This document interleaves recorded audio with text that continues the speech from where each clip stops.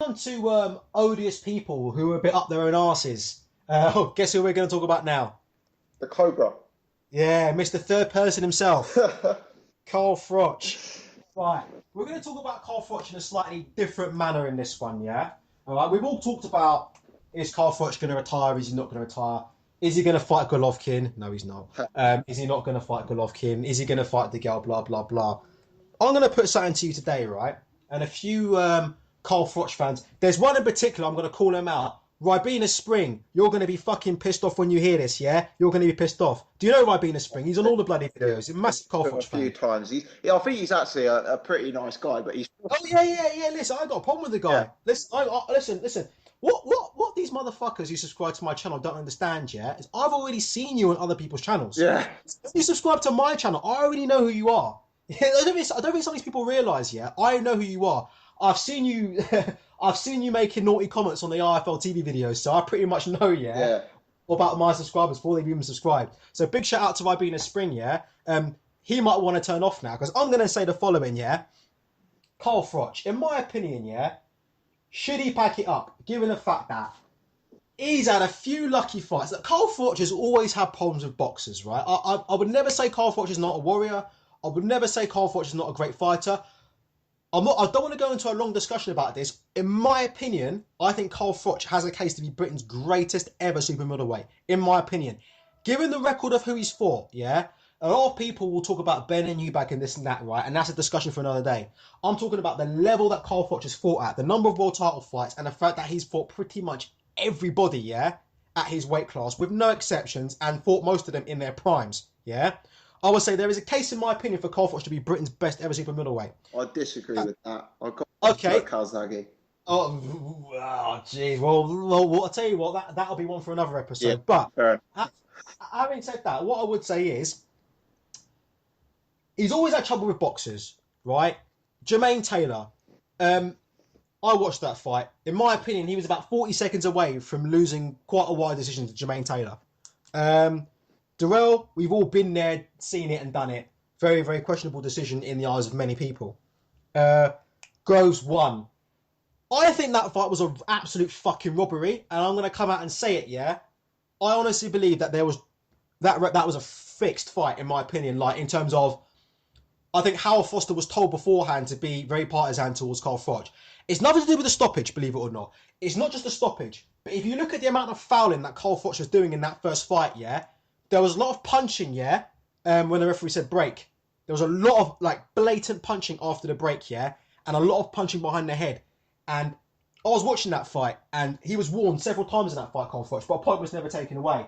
And I just found that very suspect. And I think a lot of other people who were watching it live, because I was following Twitter at the time, a lot of people who were quite neutral were saying this referee is absolutely ridiculous, and they were saying that before the stoppage. So I think Carl Froch was a bit of a lucky boy in that first George Groves fight. I'm not saying he would have actually lost that fight, because I think looking back on it, I think Groves was probably on the way out, yeah, when he got that stoppage. Having said that, I think Carl Froch was quite fortunate because I think he could have seen some points deducted in that fight. So anyway, in my opinion, he's always had problems with boxers, and he's always had problems in his fights, and somehow, some way, he's found a way in most cases to see it out, right? Other than the Andre Ward fight, for the most part, he's found a way to see it out. But if he gets in the ring with James DeGale after the amount of time he's been out, you know what happens in boxing with these fighters. You always have to have that one last fight they shouldn't have. If Carl Froch gets in the ring with James DeGale, could that be the one fight too many? Do you know what? I've changed my opinion on this fight a few times. Right now, I'm thinking that Cole Froch wins the fight. Okay, I know what you're going to say. You're saying that based on the stamina drop that you saw in the second half of the fight against Durrell. Yes, it's a tiny bit more than that, right? Like, DeGale, he can clearly hit a bit, right? But I do not think James DeGale can stop Carl Froch. I mean, he couldn't stop Andre Durrell. I think Froch is almost unstoppable. I don't see DeGale beating him. And I think Froch is such a come forward guy, but he's so much more relentless than Andre Durrell. He's so much more willing to take one punch, to give one back. I just don't think that James DeGale will be able to be dominant enough over the course of 12. But do you think which Carl Froch are you talking about? Are you talking about the Carl Froch from George Groves too? Because that Carl Froch might be gone. Like, well, yeah, I mean, obviously, if Carl Froch has kind of faded dramatically, but I think, the Carl Froch, the way I look at it, right, I'll give you a classic example. It's George Groves 1, in my opinion. You've got and George Groves 1 and Andre Durrell, those two Froch fights, I think the Carl Froch there beats James DeGale. And I'll tell you why. In both cases, he's hopelessly overmatched against a boxer who clearly is so much better than him technically and got so much more tools in the toolbox. But both times he gets the job done. And the reason is that this constant work ethic, the grit, the determination, the willingness to wear someone down. And I do see it as, James DeGale 3 or 4 up after 6. I really do see it. But I just think Carl Froch will go to places James DeGale won't and get into the trenches to a level where he'll be able to turn the tide. And if James DeGale fades like he faded in that Dirrell fight, it'll be Carl will have too much for him, I think. I don't know. I mean, DeGale's a bit more than a boxer though. He's very, very awkward, as we've already discussed. He has a very, very awkward style. Do you think it's possible that DeGale could see out the 12 and avoid enough big shots to just decision him? I mean, I think it goes to points. From what I'm hearing, James DeGale's got a very, very good chin as well. Like, not just what he's done in the pro ring, but what I've heard about him from the gyms. I do see it going to points. I don't even think Carl Froch is that big a puncher, despite what happened in the George Groves 2 fight. So, uh, I do look. I mean, James DeGale is he's got so much more than Carl Froch in terms of um, the boxing capability. But I just think who's the one you would trust with your life at the end of the day? It's for me, it's Carl Froch. His consistency, he's never supposed to win, but he always gets the job done. And James DeGale for me I'm a really big fan of him, but he's a classic example of the kind of guy Carl is going to beat, like a guy who. Has all the skills, but does he have the heart? Does he have the stamina? Can he live with Carl in rounds 10, 11, and 12? Should Carl Froch take the fight? Should he take that fight, or should he call it a day? I would personally pursue other fights at this stage. I don't think Carl Froch should retire for financial reasons and for almost credibility reasons. He's been one of the most underappreciated, underpaid, underrated boxers of all time throughout his career. And it's only in the last year or two that he's hit the big time and the big dollars. And I think now he's there, he should cash in on it. I mean, the guy's desperate to be a celebrity. He kind of deserves that. Now's the time to build on that. He deserves more paydays. But right now, the James DeGale fight, for me, doesn't have the risk reward. I know this is unpopular, right? But I honestly think Carl Froch George Groves 3 probably gets more press, gets more money, sells more tickets, and is a much easier fight. Let me tell you something. I never want to see Carl Froch and George Groves free ever. I can't go through any more of that shit, please. The only With way sitting in a dark room with these two niggers, and he's trying to fucking wind both of them up. Oh, and it just that George Groves and Carl Froch has been done to death. Sure, there's no way that fight could happen again. Surely. The only thing I see is if DeGale Groves happens and Groves wins that fight, maybe. Yeah, and what are the odds of that at this point? Yeah, I'll make DeGale a huge favourite in that fight. Well, I mean, listen, I mean, I've got to be careful. I mean, I'm not in the Groves. I'm not even close to being in the Groves camp. But put it this way, I know people who are legitimately in the Groves camp. Yeah. And yeah, I have to say, I wouldn't say it down the gym, but I would. I don't think George Groves should be going anywhere near James DeGale for the time being. But having said that, though, I will say one thing in closing, though. Yeah, George Groves is still beating him twice, and George Groves must know James DeGale. I mean, I'm sure James DeGale's improved and everything like that, and blah blah blah. But they sparred loads of times, and they fought each other twice when it's mattered, and Groves has won. Sometimes someone just knows you. Sometimes someone just has the style to beat you. Sometimes somebody just has your number. So even though a lot of people would pick DeGale to beat Groves, I don't think it's out of the question that George Groves could actually win that fight if he put the right game plan together. What I'm gonna say is even more fucking blasphemous. I'm gonna hide away from this one. Other people have been saying that since George Groves left Adam Booth, he hasn't been the same fighter.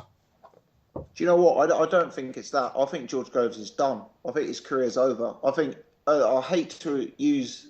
I think he's been Cobra'd. You know.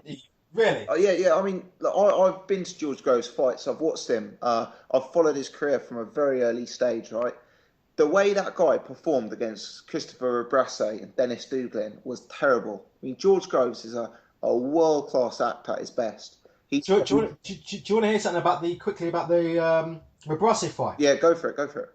I don't know if there's any interest, but I'm not sure how well prepared mentally Groves was for that fight. Right. I overheard a conversation in the gym, and the conversation was something like George Groves was deep asleep, and he woke up something like half an hour before the fight, and then he had to go out and fight. Really? Something. Yeah, I heard something like that. I'm not sure. I can't remember the full conversation now. And to be honest, it's not something I've ever really mentioned before. It's not really like fucking. Do you know what I mean? It's not like a fucking revelation. Like Jesus Christ is coming back, to fucking. Do you know what I mean? But Yeah. I'm not sure how well prepared he was for that fight because I did overhear a conversation with somebody who was there at the fight backstage in there with him. Yeah. Yeah. Either way, I also heard about the James DeGale altercation as well. I might try and get a bit of goss in that because there was, as you know, there was a backstage beef between DeGale's lot and Groves' lot, and I heard a little bit about that. But I heard, that Groves was taking a nap. And now I heard, like, he only woke up, like, a little bit just before the fight was going to start or something. Right. And he went out a bit cold. Fair. That was for the... I can't remember if it was for that Douglin fight or the Rebrassi fight. I can't remember. It was one of them. So, I think that... We'll have to see. I think we're going to see... Groves has fought quite a bit, didn't he? Because he got fucking sparked up by Froch. Yeah. He then got in relatively quickly against Rebrassi. And then obviously relatively quickly again against Douglin. A few people were trying to advance the case that he's quite tired and he's quite jaded and that he needed a bit of time off. We'll see what happens when he fights Badou Jack. Do you think that fight's a given with Badou Jack for him to win that? Now, do you know the thing with George Groves is he does carry power, and the way Badou Jack got sparked by Derek Edwards, I think you have to make George Groves a considerable favourite. But I was really impressed by Badou Jack. Yeah, I was too. Yeah. And if you look at the success that fighters like Dennis Douglin and Christopher Abrase had against George Groves, I mean, Badou Jack is far more advanced based on a performance against Anthony DeGale than either of those two. So I think unless Groves comes on, unless he performs better, unless he's got more in the tank, I think Badou Jack could cause him problems. But yeah, I do make George Groves a favourite. Probably something like 70-30 in my mind. Yeah, but I definitely think George Groves can take it to a level beyond what we've seen in those last two fights when he fights for that world title. I genuinely, it might be wishful thinking, but I genuinely believe that when he's in another world title fight, in a fight that he knows is a very winnable fight, I believe he'll give it his everything. And I believe, win, lose or draw, I believe we'll probably see him at a level higher than the Rebrassi and Douglin fights. Seriously. I sometimes wonder how much these fighters can get up for these fights. Do you know what I mean? I know all fighters come out and say shit like, I never look ahead. I'm always looking at my opponent. But we both know that's a crock of shit, yeah? And fighters are constantly looking ahead to the next payday, yeah? And looking ahead to the next move. And I think if when George Groves goes into that WBC world title fight, he ain't going to be fucking sleeping 40 minutes before the fight, wake up, do a warm-up and go out there. In my opinion. He's going to go out there. He's going to go out there 100%. So, alright. Right, we'll move on to one of the final topics. Jesus, this has gone for ages, but I won't worry. We'll just split it into two fucking parts. Fuck it. Our good friend, Kell fucking Brook. Do you know what? I was going to start talking about who's Kell Brook going to fight. The original topic was going to be, when is Kell Brook going to fight somebody in a dangerous fight, a la Porter, that sort of everybody wants to see again? Because my kind of thought, I've got two kind of random thoughts at the moment. I think Eddie Hearn's game plan, and it is the smart game plan, I think he's going to try and keep Kell Brook in the UK with his IBF and fight as many high reward, low risk fights as possible while trying to con the public into buying them as pay-per-view. However, another thought that comes to mind, and you can answer these separately, we can go through these separately. At welterweight at the moment, who do you think at welterweight would you actually pick to beat Kell Brook? So, like, forget Floyd Mayweather Jr., yeah? Right? Because that fight ain't even going to happen anyway, pretty much, right? But, sans Floyd Mayweather Jr., forget Floyd Mayweather Jr., who would you actually pick in this division confidently to beat Kell Brook? Because as much as we give Kell Brook flack, Kell Brook might end up being one of the very, very best, you know? That's a really good question. I mean, I would make Brook a slight favourite over both Khan and Pacquiao. I'd make him a favourite over Marquez and Furman. Um, the one I know people hate this guy, but the one I think would be really 50-50 is Tim Bradley. I think Okay. Bradley's very underrated. Okay. It's quite relentless as well. Yeah, yeah. But what I see happening with Kell Brook, to be honest with you, right? I don't think he'll get Khan, Mayweather, or Pacquiao. I think we'll see him fighting the likes of Andre Berto, Yeah, yeah, yeah, Tees, those sort of guys. Maybe like a Brandon Rios. yeah, I yeah. reckon he'll fight at light middleweight next year. Really? Yeah, yeah, yeah. I've heard like their weight is really, really tough. I've actually heard Eddie Hearn say in an IFL interview as well that they probably will look to move him up next year because he's really tight at the weight. They were saying they think he's got the frame of a middleweight.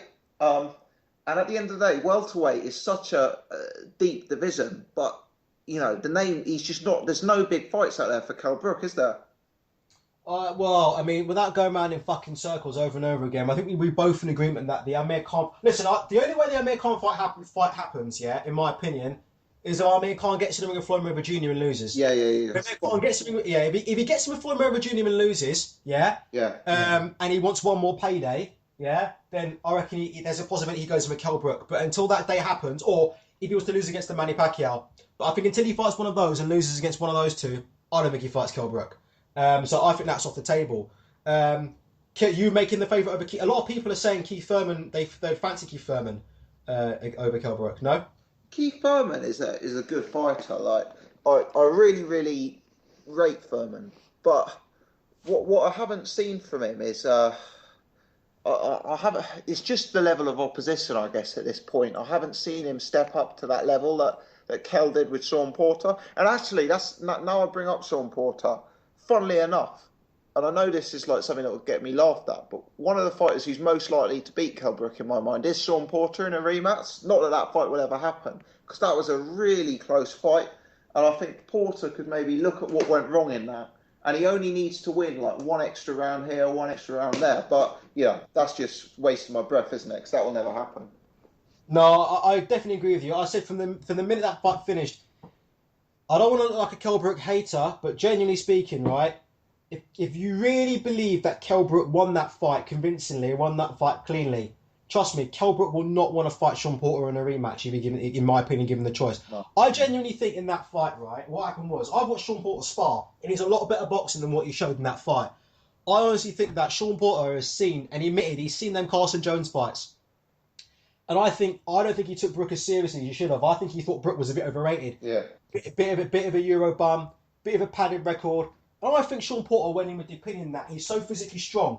I'm going to go in now, I'm going to bully this guy. And over the course of 12 rounds, I'm going to land on this guy. And when I land on him, I'm going to hurt him. Just like Carson Jones, but 10 times worse. And I'm going to finish him. And that's the kind of attitude that I think Sean Porter went into the fight with. And Kell Brook, I have to say, came into that fight in absolutely stunning shape. That's the best shape I've ever seen Kell Brook in, yeah? He looked in absolutely fantastic shape. And I just don't think he had a plan B. I think Kell Brook showed him quite a bit of movement. And Kell Brook didn't seem to fade. His stamina seemed to be quite good. And I just don't think Sean Porter had a plan B. I think Sean Porter came in with a predetermined idea that he was going to hustle Kell Brook and stop him.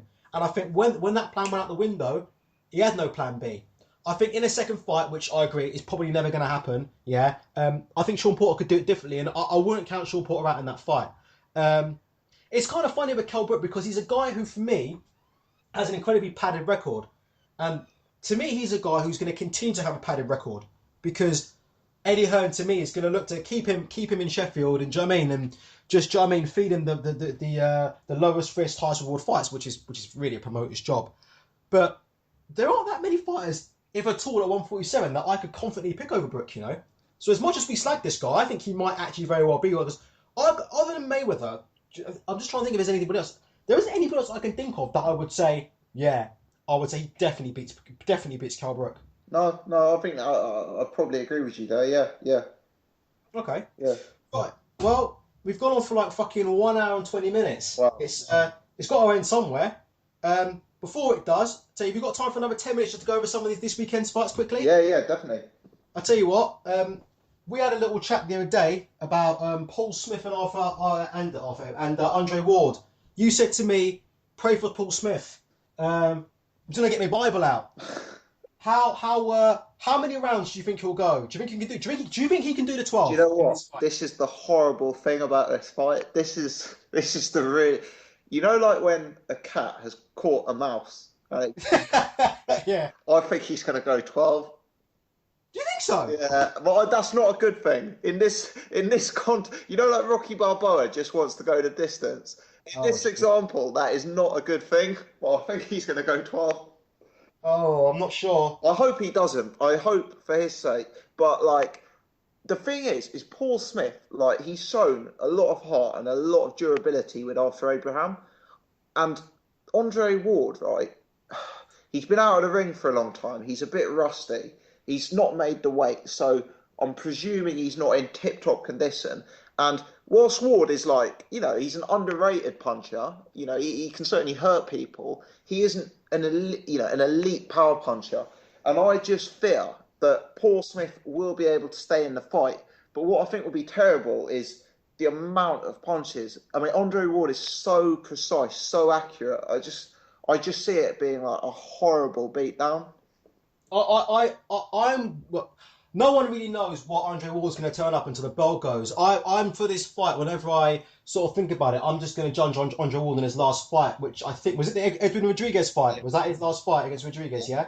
Yeah. So I'm going to go on the basis that the Andre Ward that turned up against Rodriguez after a long layoff is the one that's going to turn up against Paul Smith. Yeah. Which I think means possibly coma and borderline death for Paul Smith in that fight. I think look for Joe Gallagher possibly to throw the towel in that one. I think seriously, this. Gee, do you know what? I'll tell you what. I'm setting myself up for a fucking massive fall here. But listen, bravery only gets you so far against certain fighters, and Paul Smith is very brave, yeah. But that bravery is only going to get you so fucking far against Ward. I'll tell you, trust me, he won't be able to show anywhere near what he did against Abraham in this fight. So yeah, we're going. Oh no. Yeah. I mean, this ain't going to be some fucking fight where he fucking lands a few body shots on fucking Abraham. Abraham comes back with a few punches. Then he comes back with a few. It ain't going to be that fucking up and down roller coaster fight. Like, I'm expecting a fight with just fucking one-way traffic, yeah? I'm expecting Andre Ward lands a few. Paul Smith tries to land a few misses. Andre Ward lands some more. Sands repeat, yeah, for 12 3-minute rounds, if that. Until Joe Gallagher.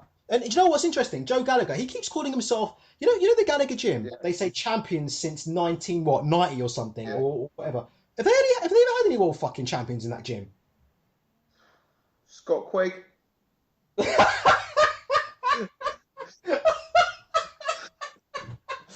Oh, yeah. Serious question though, have they ever had any world champions in that gym? Fucking Scott Quigg. Yeah, it's a good question. The title. I'll tell you what though, in this fight, the one thing I'd say is, what's out for the size difference here? Because I have always thought that Paul Smith is a tiny super middleweight. I've always thought, I know he blows up between fights, but he's a kind of guy who could fight at middleweight. And I think Andre Ward is going to be entering the ring like a fairly big cruiserweight size. Like, I think he'll be coming in like 185, something like that.